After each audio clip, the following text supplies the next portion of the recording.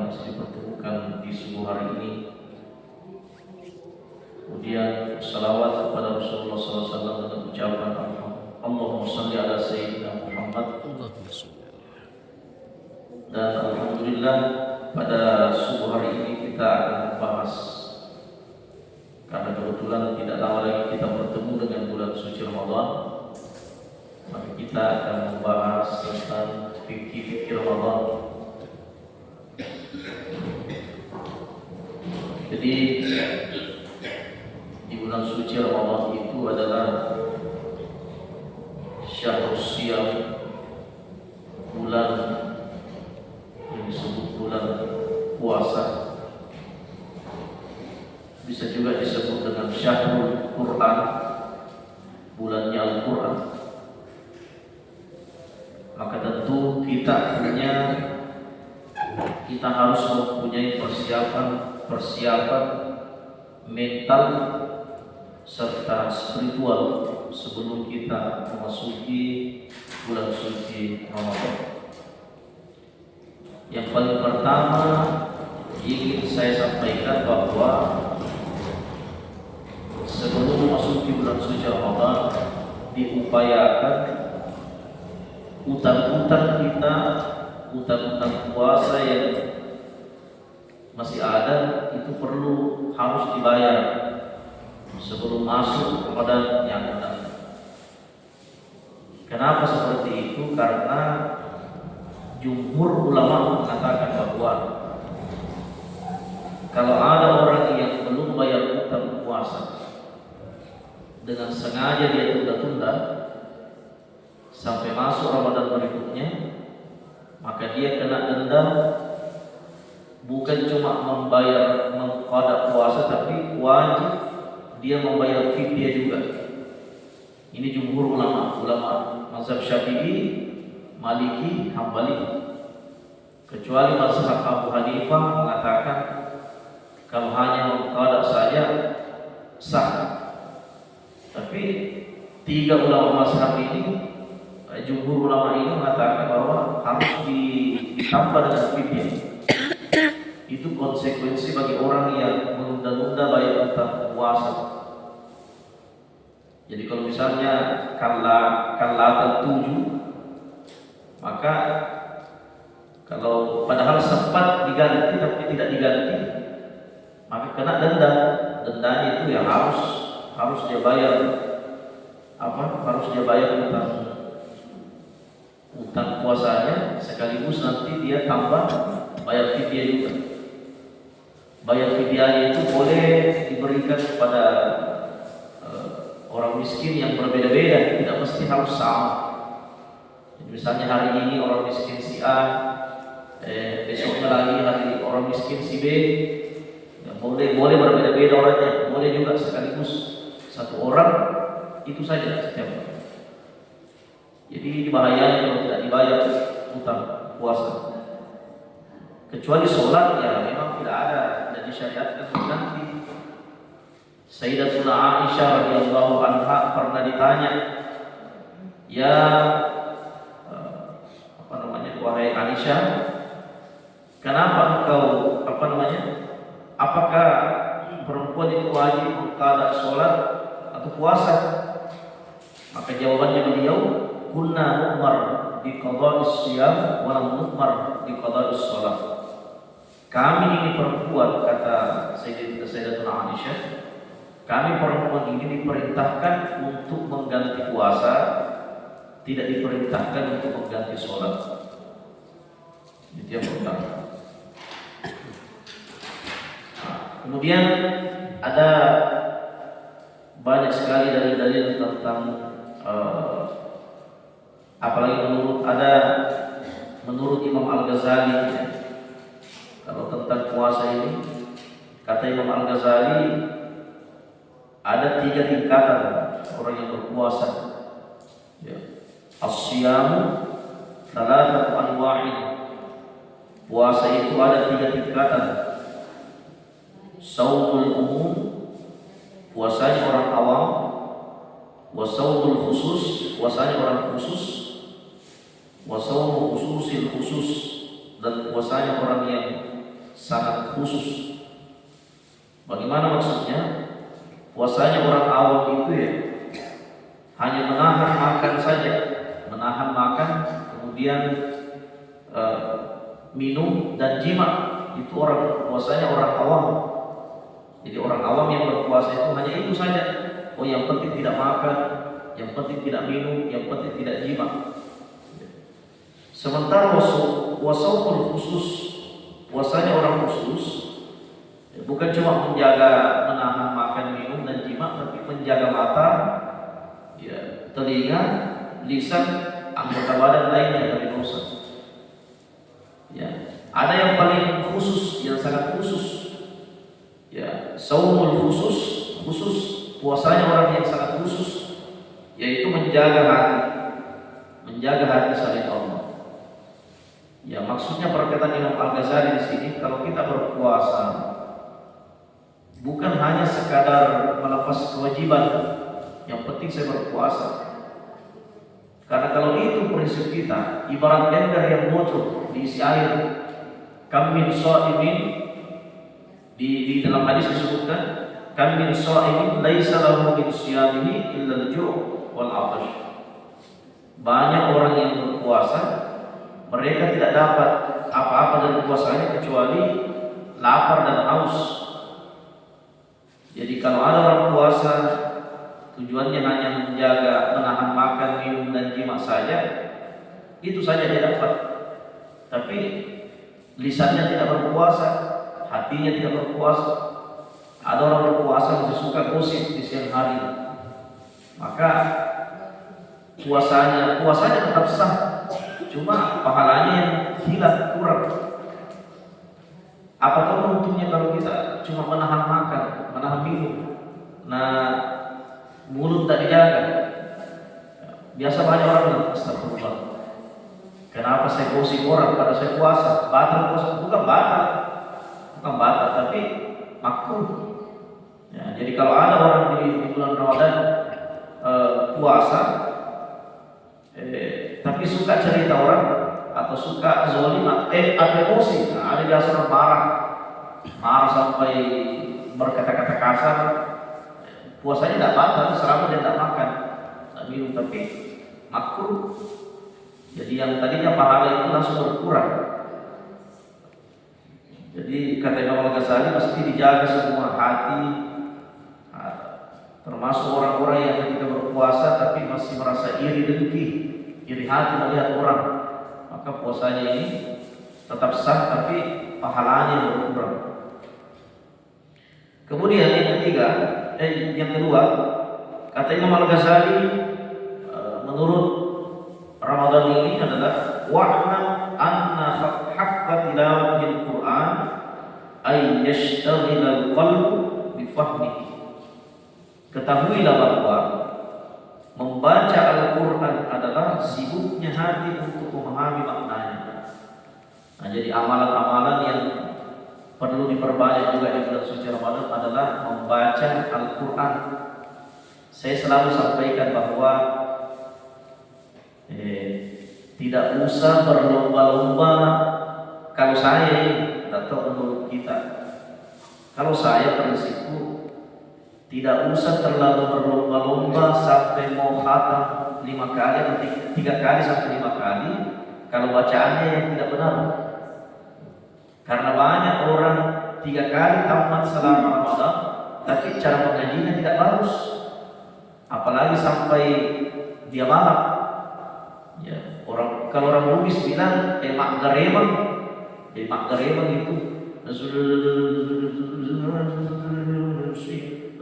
itu namanya garemang. Jadi biar 1 kali tamat tapi bagus cara mengajinya, nah itu jauh luar biasa. Jadi biar 1 kali tamat saja. Bismillahirrahmanirrahim. Alhamdulillahirabbil alamin. Ar-Rahmanir-Rahim. Maliki yaumiddin. Apalagi kalau dirasakan maknanya, enak sekali. Jadi sambil dibaca, sambil dilihat itu artinya, tidak apa-apa kita cuma 1 kali tamat kalau begitu. Daripada mengejar target 3 kali tamat tapi tidak punya adab. Bagaimana sudah punya adab?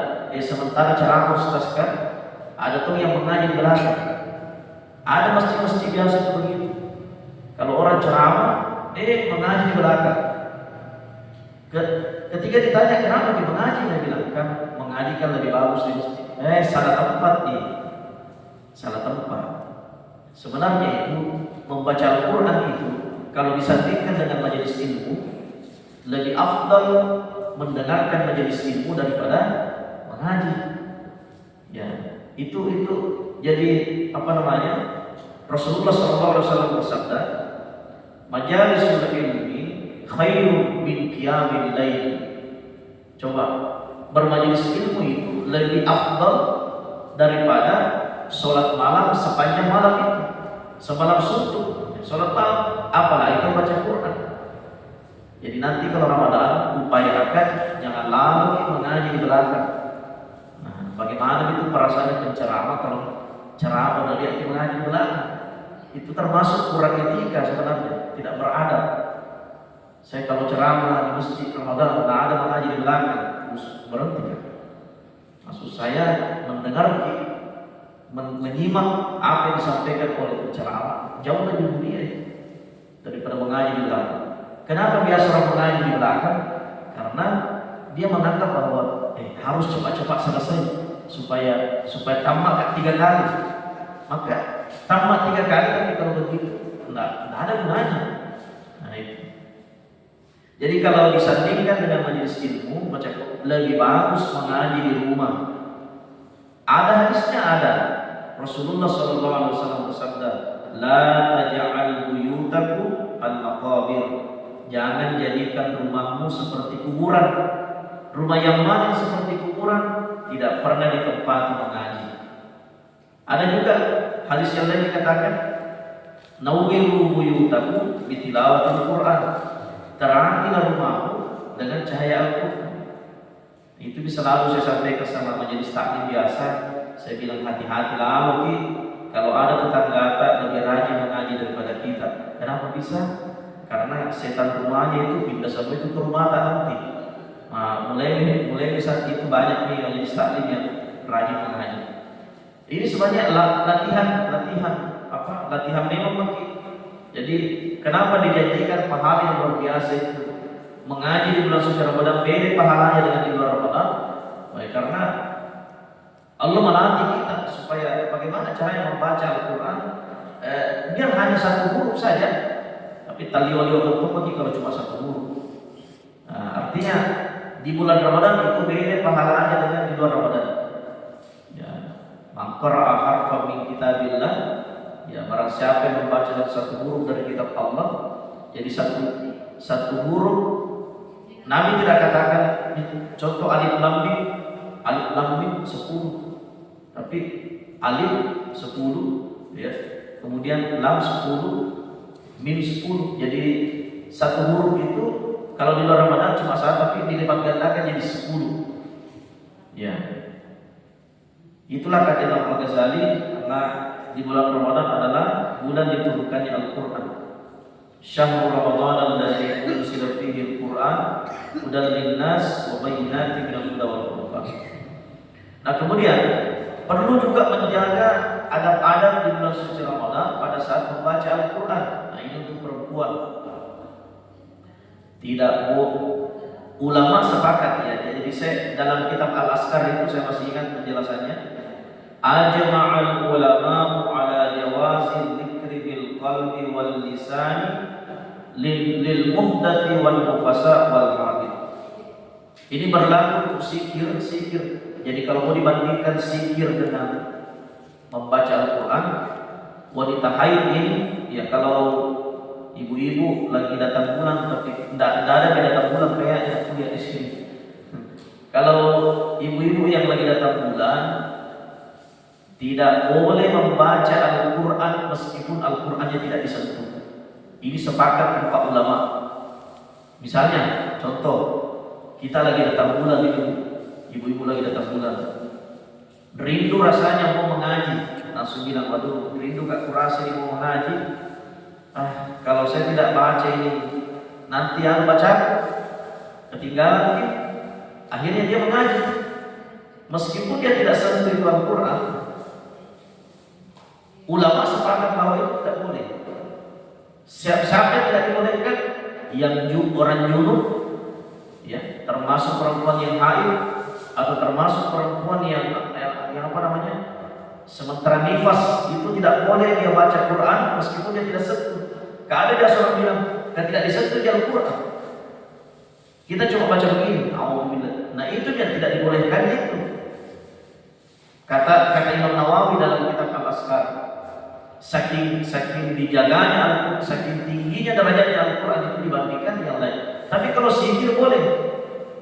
Makanya dalam kapan itu disebutkan ajma'al ulama ala jawazi dzikri. 4 ulama sepakat bahwa dibolehkan berzikir, ya. Ala jawazi bil qalbi, apakah dalam hati, wal lisan, atau dengan lisan. Siapa itu? Lil junubi, orang junub, wal haidi, perempuan yang haid, wal nufasa, yang nifas. Ini boleh zikir. Nah, jadi kalau sementara ibu-ibu lagi mau zikir tapi datang bulan, boleh. Bahkan pakai tasbih. Ya, begitu juga bapak-bapak kalau dalam kondisi junub, belum pergi mandi junub, ini ceritanya, boleh kita zikir-zikir. Jadi kalau misalnya sudah mati sahur, ya, sudah sahur, kebetulan habis berolahraga juga, ya, kan junub ceritanya tuh, belum pergi mandi junub, zikir-zikir mati boleh zikir, boleh salawat dalam kondisi junub boleh. Ya Allahumma shalli ala Muhammad, Allahumma shalli ala Muhammad, subhanallah subhanallah. Tapi jangan dibaca Quran. Nah, jadi itu zikir boleh. Kalau Al-Quran tidak boleh. Tapi ada pengecualian. Kalau menurut Imam Malik, boleh saja membaca Al-Quran, jangan dilafazkan melalui lisan, dalam hati saja. Wa ibraru bil qalbi, cukup dalam hati saja baca. Tapi jangan dilafazkan. Alhamdulillah. Itu cukup dalam hati. Kemudian yang kedua, menurut Imam Malik, boleh saja Al-Quran dibaca kalau guru mengajinya perempuan, atau ya, kalau guru mengajinya perempuan tetapi dia mau pakai itu Al-Quran mengajar. Jadi kalau ada guru TPA, guru tahfiz perempuan dalam posisi haid, dia mau mengajar mengaji, boleh dia baca Quran tapi dia potong-potong dibaca patah-patah. Tidak boleh dibaca sekaligus. Ya, misalnya idza jaa nasrullahi wal fath wa ra'aitan nasa yadkhuluna, itu kan baca lurus. Tapi kalau junub atau haid, idza jaa nasrullahi wal fath. Jadi kalau guru mengaji lagi haid mau mengajar mengaji, baca patah-patah. Coba semua sama-sama. Ya, zalika kitabu la raiba. Jadi patah-patah gitu. Ya. Jadi kesimpulannya yang dilarang itu membaca Al-Qur'annya dengan tujuan mau dapat pahala, itu yang dilarang. Jadi saya ulangi kembali, yang dilarangnya adalah membaca Al-Qur'an dengan tujuan mau dapat pahala. Itu tidak dibolehkan bagi orang junub, haid, nifas. Ada lagi yang boleh. Ya. Boleh juga Al-Qur'an itu dibaca meskipun junub kalau ayat itu dijadikan sebagai ucapan doa. Ya, atau ucapan-ucapan amalan tertentu yang penting tujuannya bukan mengaji. Contoh, kita lagi puasa sebentar jalan di luar, lihat ada orang kecelakaan, kan biasa bilang inna lillahi wa inna ilaihi raji'un. Itu kan ayat itu yang seharusnya tidak boleh dibaca, tapi boleh dibaca kalau melihat digunakan sebagai bacaan amal atau doa. Inna lillahi wa inna ilaihi raji'un. Atau naik berkendara, sementara di atas mobil, sementara mungkin naik di atas PT atau di atas kendaraan, subhanalladzi sakhkhara lana hadza, itu kan yang dibaca. Ya, boleh. Atau bismillahirrahmanirrahim majreha wa mursaha, itu kan ayat, boleh. Atau mungkin tidur, kita mau tidur, dibacalah 3 qul huwallahu ahad, qul a'udzu birabbil falaq, an-nas. Ini kan ayat Al-Qur'an, tapi boleh dibaca kalau dijadikan sebagai doa dan dijadikan sebagai amal. Jadi yang dilarang itu membacanya untuk mendapat pahala. Nah ini. Jadi ini persiapan Ramadan. Itu untuk baca Quran. Jadi saya ingatkan kembali bahwa tidak usah terburu-buru mengejar target tamat sampai 3 kali atau 5 kali, tapi bacaannya tidak bagus. Ada programnya bagus sekali. One day, one juice, dan itu dibaca terjemahannya. Itu mantap sekali. Jadi mending one day one juice, tapi bacanya bagus, dibaca terjemahannya, daripada 3 kali tamat, tapi cara mengajinya tidak beradab. Ada tuh biasa orang mengaji. Biasanya yang kuliah saya perempuan tidak pakai talakkur, tidak pakai wudu, baru dari sini kakinya di meja, baru tidak berwudu. Nah ini namanya tidak beradab. Atau ada juga laki-laki biasa mengaji pakai baju capek-capek ini mengaji. Ini jangan. Kalau bisa ambil dulu. Makanya di dalam Al-Quran disebutkan la yamassuhu illa mutahharun. Al-Quran itu tidak boleh disentuh kecuali orang yang disucikan. Berwudu dulu. Kemudian kalau perlu menghadap ke kiblat, tapi itu menghadap kiblat kan sunnah. Biar tidak menghadap kiblat, yang penting pakaiannya harus tertutup. Mau pakai songkok, kalau yang laki-laki tidak mau pakai songkok tidak apa-apa. Tapi perempuan ya harus pakai mukena. Jangan terbuka auratnya lalu mengaji. Kemudian selanjutnya yang terakhir, Ramadan itu melatih kita bagaimana suka berbagi antara satu dengan yang lain. Rasulullah SAW itu orangnya ketika di bulan Ramadan memang termasuk paling dermawan. Ya, karena Rasulullah SAW ajwadan nasi wa kana ajwada ma yakunu fi Ramadan. Rasulullah adalah orang yang paling dermawan dan beliau paling dermawan di bulan Ramadan. Ya. Ini dalam hadis riwayat Imam Bukhari. Jadi kalau ada orang mabuk di bulan Ramadan itu berarti dia sama dengan kedermawanannya Rasulullah sallallahu alaihi wasallam. Man fattara sha'iman kana lahu mithlu ajri. Barang siapa memberi makan kepada orang yang berpuasa, kana lahu mithlu ajri, maka dia mendapatkan pahala seperti pahala orang tersebut. Jadi kesimpulannya, amalan-amalan di bulan Ramadan ini dipersiapkan adalah latih diri kita untuk berpuasa mulai saat ini sebelum masuk Ramadan. Apalagi nanti di bulan Ramadan kan mesti banyak stamina yang mesti kita persiapkan.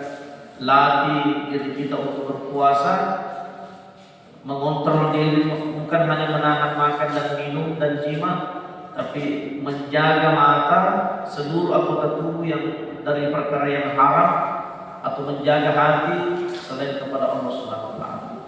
Yang kedua, latih fisik kita untuk mendirikan qiyamul lail. Jadi sebenarnya itu salat tarawih tidak ada dalam hadis itu. Coba kita carikan saya, ada tidak di dalam hadis itu penjelasan tentang sholat tarawih. Yang ada itu qiyamul lail. Jadi tarawih itu cuma ulama yang memberikan nama. Namanya tarawih istirahat. Makanya biasa orang bilang, ya Ustaz, kalau saya sudah sholat tarawih di masjid, kemudian saya mau sholat tahajud di rumah, apakah masih bisa? Masih bisa. Tapi jangan lagi ini yang tidak dibolehkan itu dua kali berwitir. Ya, la witrani fil lail, tidak boleh melaksanakan 2 witir dalam satu malam. Jadi kalau ada orang yang selesai tarawih di masjid, tidak ikut witir bersama dengan imam, pulang ke rumahnya, jangan disalahkan orang karena dia mau ambil witir. Tapi kalau ada juga orang yang sudah berwitir, sudah berwitir misalnya bersama imam di masjid, pulang ke rumahnya, dia bangun sholat tahajud lagi lalu tidak berwitir, itu juga benar. Nah, itu yang dimaksud qiyamul lail, ya, sholat malam. Kemudian Kemudian jemaah yang dimuliakan Allah Subhanahu wa taala, ya masih banyak amalan-amalan yang lainnya termasuk iktikaf di 10 akhir Ramadan itu, insyaallah mudah-mudahan kita masih bisa bertemu dengan bulan suci Ramadan dalam kondisi sehat walafiat, diberi umur panjang, kemudian disehatkan badan kita, dan yang paling penting supaya kita istiqamah dan semangat menjalani ibadah di bulan suci Ramadan yang akan datang ini. Mungkin sampai di sini ada yang ditanyakan Bapak Ibu? Iya.